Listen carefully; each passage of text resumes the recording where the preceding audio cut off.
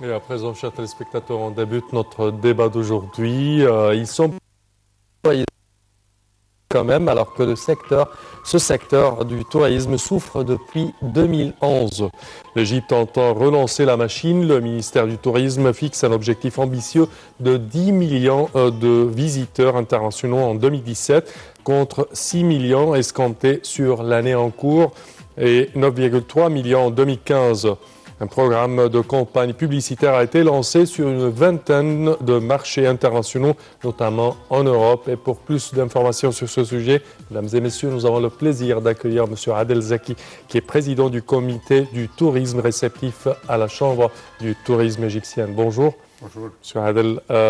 Premièrement, si on parle actuellement, est-ce que le tourisme est vraiment de retour comme avant ou comment voyez-vous la situation actuelle? C'est-à-dire que 92, le moment où le terrorisme a commencé en Égypte, etc., jusqu'à présent, on a développé deux types de tourisme. Oui. Le tourisme balnéaire et le tourisme traditionnel, culturel, historique, oui. etc. À cause des années, surtout depuis l'attentat de 1997, on avait à ce moment-là comme ministre le Dr Beltaghi, que Dieu ait son âme, et il a fait une trouvaille magnifique. Il a dit on va pas. Bon, les touristes, on a eu presque 62 touristes, un peu moins 4 Égyptiens, le reste c'était des touristes qui ont été pratiquement exterminés à la vallée des Reines, le temple de Hatshepsut. Et donc le monde entier ne voulait pas venir en Égypte. Bon, il a dit nous avons une perle qui s'appelle la mer Rouge, etc. Et au lieu de dire l'Égypte, il a utilisé le nom de Red Sea Riviera. Donc il n'a pas mentionné le nom de l'Égypte. Et c'est depuis ce moment-là que les prix de Hurghada, Sharm el-Sheikh, Marsa Alam n'existait pas encore, ont baissé.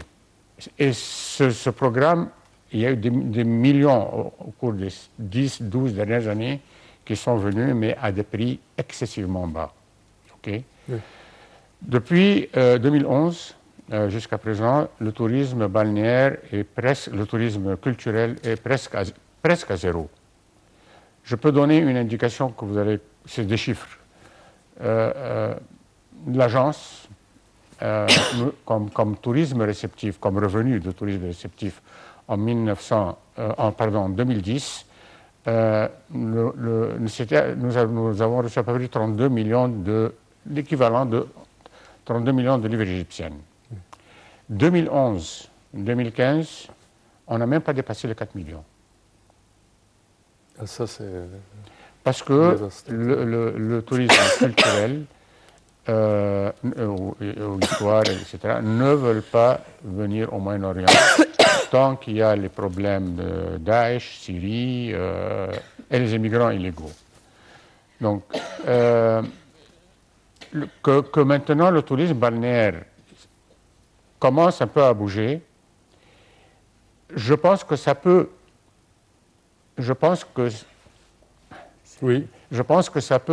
encourager un peu les gens, les autres touristes qui viennent pour la culture, de venir. Ils vont voir que leurs collègues au bureau et tout ça sont venus en Égypte et on a passé un temps magnifique. Il n'y a aucun problème de sécurité. Allez-y. Ça peut être positif. Parfait. Oui. Mais ce tourisme-là, balnéaire, malheureusement, quand vous dites que le ministre dit qu'en 2017, nous allons recevoir 10 millions de tourisme, c'est absolument exagéré parce que 72% du tourisme réceptif qu'on a reçu en Égypte, il y a presque 15 millions de touristes qui sont venus en 2010, qui ont payé ou qui ont... le revenu pour l'Égypte était d'à peu près 13 milliards de dollars. 60-65% de ce montant vient du tourisme culturel. Donc, maintenant, l'Europe, pour nous, pour au moins 2-3 ans, et ça, j'étais dans une conférence internationale début décembre 2015, Ils m'ont dit, non, les gens ne veulent pas, pour le moment, entendre parler du Moyen-Orient. Même pas du islamique, c'est du Maroc jusqu'en Indonésie. Ils ne veulent pas venir tant que ces problèmes ne sont pas résolus. Alors, c'est ce qu'à un moment donné, on a fait une proposition au ministre du Tourisme, à ce moment-là, c'était M. Hicham Zahazoua, pour lui dire que, bon, oublions l'Europe pour le moment et commençons à tabler sur l'Asie et l'Amérique du Sud. Parce que ces deux continents, on les a négligés pour les dernières 20 années. Et ils viennent déjà en petit nombre et personne, ils ne savent absolument rien de l'Égypte. La seule chose de positif, c'est que chez eux, que ce soit l'Asie ou là-bas, quand il y a un attentat qui se passe au Caire ou en Égypte quelque part, ils le disent à la télé. Problème, ils doivent le faire. Mais ils n'ont pas ce talk show que les Européens qui critiquent l'Égypte, c'est répété 5 fois par jour, il y a un attentat, et l'Égypte n'est pas l'Égypte. L'Asie et l'Amérique du Sud ont vécu ce que nous avons vécu pour les 5-6 dernières années, oui. Et pire. Donc, ils n'ont pas peur, ils sont habitués, mais il n'y a personne qui leur parle de l'Égypte. On n'a pas de bureau de tourisme dans ces pays-là. On a un seul en Inde qui est supposé couvrir l'Australie et 6 ou 7 autres, à part Tokyo. On n'en a que 2. Mais comme il n'y a pas de mouvement de ce côté-là, on n'a que ces 2 bureaux. Et 2 bureaux ne peuvent pas couvrir un continent. Certainement. On n'a personne en Amérique du Sud. Point de vue promotion du tourisme, qui s'occupe de l'Amérique du Sud? Vous allez rire. Le directeur du bureau de New York. Vous avez un peu la conception. Comment un seul être humain peut couvrir un continent comme l'Amérique du Sud et couvrir l'Amérique et le Canada? Non, le Canada, ils ont leur propre bureau. Mais qui a été fermé récemment. Plusieurs bureaux ont été fermés parce qu'il faut... Oui, mais si, de toute façon, on parle à bas prix à présent, alors si on parle de l'Amérique du Sud, je pense que ça sera impeccable pour eux, nos offres d'une semaine ou de quoi que ce soit. Et on avait suggéré, parce qu'on a négligé ces marchés, c'est de très importants marchés, parce que c'est des gens qui y viennent seulement pour le tourisme culturel. Ils ne viendront jamais pour aller à la mer. Oui, certainement. Ils ont tout ce qu'il faut comme mer, etc., les plages. Et ils viennent déjà, donc il faut les encourager. Il faut qu'on ait faire des contrats avec des compagnies de relations publiques, oui. 3 ou 4 en Asie, 3 ou 4, leur parler de l'Égypte, parce qu'eux aussi voient la télévision, ils disent OK, on ira plus tard. Mais s'il y a quelqu'un qui les encourage, ils vont venir, ils viennent. Il faut développer ce mouvement. Mais malheureusement, monsieur le ministre Hicham Zahazoua était tout à fait d'accord. Puis il a été, je ne sais pas pourquoi, il a été démis de ses fonctions. Personne ne sait. Et pour moi, c'est quelqu'un qui, depuis les années 80, il possédait une agence de voyage. C'est quelqu'un il mange et boit du tourisme. Et puis il a fait un peu d'hôtellerie. Et puis il a commencé à travailler à l'association des agences, et puis le ministère, il était aide de 4 ministres, et puis donc il a une expérience, c'est quelqu'un de très bien, il a beaucoup d'enthousiasme. D'ailleurs les Allemands, avant qu'il ne soit démis, ou le jour même, ils lui ont donné comme un certificat, étant donné qu'il était un des meilleurs ministres du tourisme du monde, au monde. Et voilà, on le met de côté, je ne sais pas pourquoi. Donc, et malheureusement, le remplaçant actuel... ça ne passe pas. Espérons pour le mieux. De toute façon, si on tape sur la nationalité des touristes, on parlait dans un certain temps, jusqu'à 2011, que Hurghada, c'était des Allemands, Sharm el-Sheikh, c'était des Italiens, et Angleterre, c'était Luxor et Hurghada. Alors, comment voyez-vous la carte des nationalités de touristes Les nationalités de tourisme, c'est vrai que dans les années 90, début des années 90 jusqu'à 2000, 60% des touristes qui arrivaient à Sharm el-Sheikh étaient italiens. Oui. Au point que la plupart des chefs devaient avoir... ils avaient parfois même leur chef d'Italie, parce que les Italiens, c'est la pasta. Et, Oui, certainement une certaine ambiance. Et puis, s'est développé le tourisme russe, à cause du climat, bien sûr. Et puis, ils ont des vacances scolaires au mois de novembre, donc novembre. Le tourisme italien a commencé à disparaître. Pourquoi? Parce que dans le temps, avant Sharm el-Sheikh, il y avait Dubrovnik, qui était l'Adriatique et qui était l'ex-Yougoslavie. Oui. Et puis il y a eu la guerre civile entre ces pays-là. Et puis à ce moment-là, vers la fin des années, ils ont reconstruit Dubrovnik. Et pour les Italiens, c'est beaucoup plus facile. Ils vont en voiture, en bateau, c'est même pas une demi-heure, 40 minutes. Et ils ont toujours, c'était leur destination préférée. Donc ils sont repassés à Dubrovnik. Donc ça a baissé en Égypte. Les Russes ont rempli le petit trou là. Et puis c'est venu les Anglais et les Allemands. Les Allemands d'abord, puis les Anglais. Parfait. Hurghada, ça a été plus les ex-pays les ex-pays de l'Est.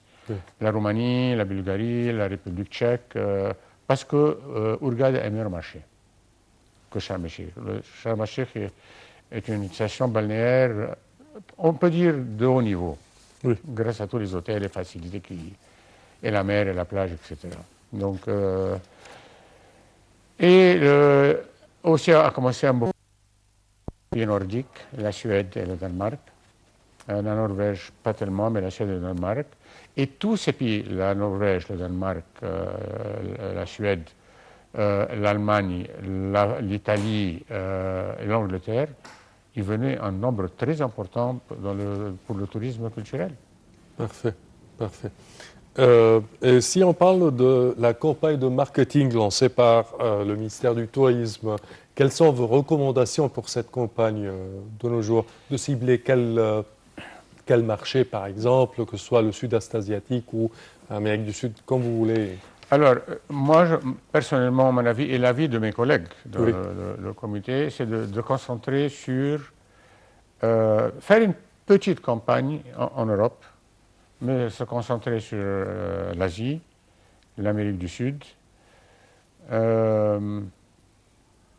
peut-être maintenant les États-Unis avec le nouveau président qui, on pense, on va avoir des relations beaucoup plus positives qu'avec l'administration précédente. Oui.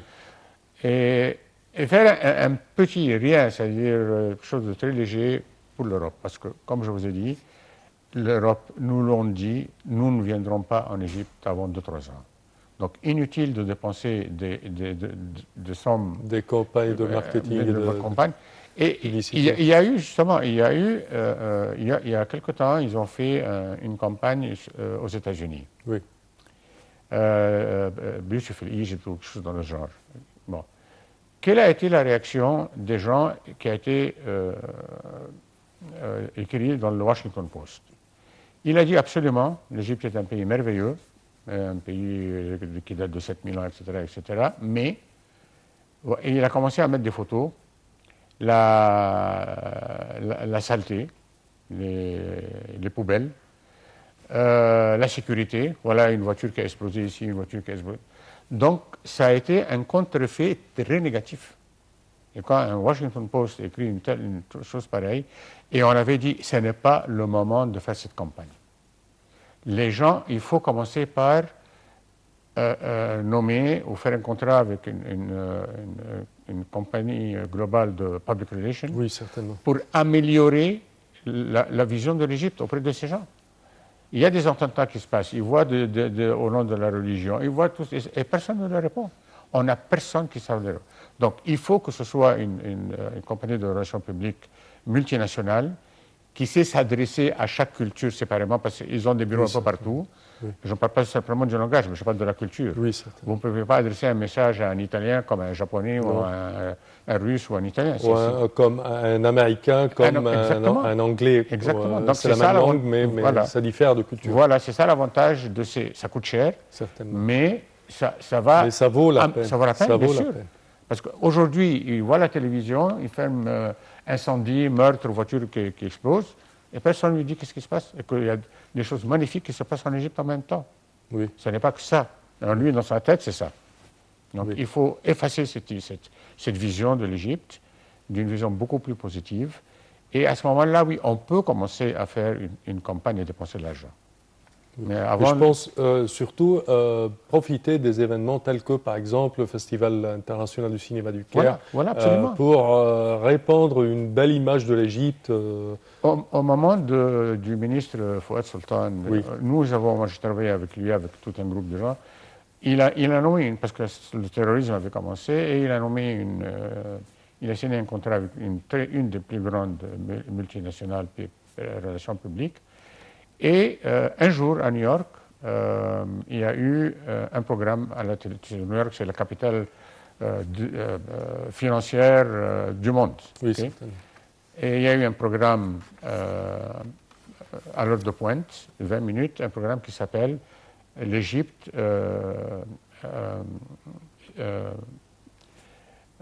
Mahd al-Hadara. Berceau de la civilisation. Alors le programme c'était l'Égypte berceau du terrorisme. Alors le bureau de cette compagnie a signé une lettre de protestation au nom de l'Égypte qui a été signée par notre ambassadeur à ce moment-là, Ashraf Ghourbal, Allah yarhamou, et ils ont demandé le droit de réponse, même heure de pointe, même 20 minutes, et le lendemain, ils ont eu un programme Egypt, l'Égypte, berceau de la civilisation. On a besoin de cet esprit-là. Exactement. On a besoin de quelqu'un attentif qui sait viser Exactement. le marché. Et ça, c'est leur métier. Et surtout qu'aujourd'hui, avec les social media, le téléphone, l'information va à travers le monde en 2 minutes. Un petit village quand même. Voilà. Tout le monde se voit, tout le monde se connaît. Et on n'a personne qui se réponde. On n'a personne. Toutes les catastrophes qui se sont passées dernièrement, l'histoire de l'avion russe, le Reggiani, l'italien, l'Égyptaire de Paris et tout ça, c'est avec une compagnie de relations publiques c'est son métier. Oui. Et comme vous dites, à ce moment-là, nous envoyons à cette société tous les documents. De bonnes nouvelles. Oui. Le Festival du Caire, on a inauguré un nouvel hôtel, on a trouvé une tombe de je ne sais plus qui. Il y a plein de bonnes nouvelles. Oui, certainement. Mais les gens ne le savent pas. Malheureusement. Si je dirais que vous êtes médecin et vous écrivez un prescrit pour le tourisme égyptien en 2-3 points, que diriez-vous quand même? Alors, dans l'ensemble, je dirais commencer sérieusement à faire la promotion de l'Égypte à travers les social media. Oui. Okay. Parce que jusqu'à présent, on fait des essais, rien de sérieux.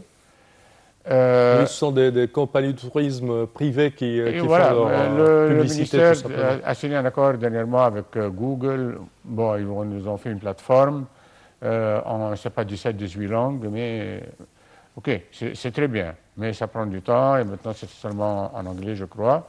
C'est un effort que je considère très positif. Mais il faut que ce soit une campagne, parce que ça ne coûte pas beaucoup d'argent sur les Et une campagne, c'est simultané également. Exactement. Il y a plein d'autres moyens de communication. Il y a plein. Oui. Parce que, par exemple, le Brésil n'a pas Facebook, ils ont autre chose. Oui. La même chose. Donc, il faut s'attaquer à tout ça. 2, il faut commencer un peu à nettoyer, commencer par nettoyer la maison de l'intérieur. Oui, certainement. Voilà, hier, on a reçu une note d'un agent à Luxor. Le mouvement commence, mais l'aérogare est sale. Les gens, pour que les officiers de l'immigration tamponnent, ils sont restés entre 1 heure et 10 minutes. Et pour prendre leur bagage, il a dit que c'était une catastrophe. Et je prie le bon Dieu que nous n'ayons pas un nombre plus important de touristes, parce que l'aéroport est en décrépitude. C'est quelqu'un que nous connaissons, qui travaille à Luxor, qui commence à recevoir des avions. Et il me dit, c'est ça. Donc, tous les gens avec cette expérience, depuis 2011 jusqu'à présent, hôteliers, agents de voyage, chauffeurs d'autobus, d'autocars et tout ça, tous ont quitté l'Égypte. Ils travaillent dans les pays du Golfe.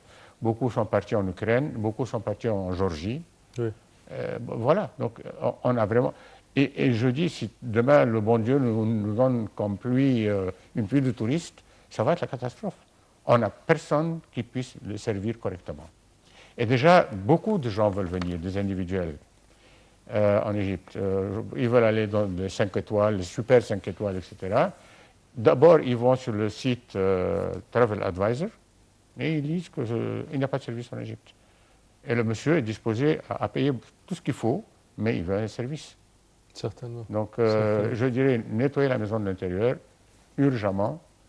Donc, utiliser les social media comme promotion, c'est beaucoup moins cher. Et en même temps, et ça touche des milliards d'êtres humains. Oui, je suis de votre avis. Vous le faites sur CNN ou je ne sais plus quoi, il y a peut-être 500 000 personnes qui vont voir, ils ne sont même pas intéressés. Mais là, ça revient jusqu'à chez eux, sur le téléphone, sur leur ordinateur.